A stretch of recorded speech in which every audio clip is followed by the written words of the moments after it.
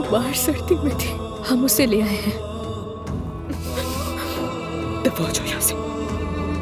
ये सब मेरी वजह से हुआ है। अदनान ही जाता था, तुम्हारा कसूर नहीं। कैसी लग रही थी मेरी बच्ची? मैं क्या करूँ?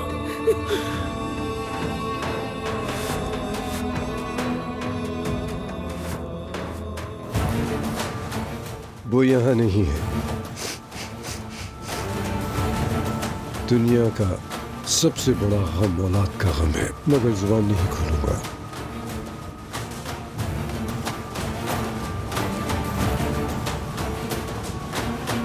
मुझे तुम्हारी मोहब्बत पर यकीन है।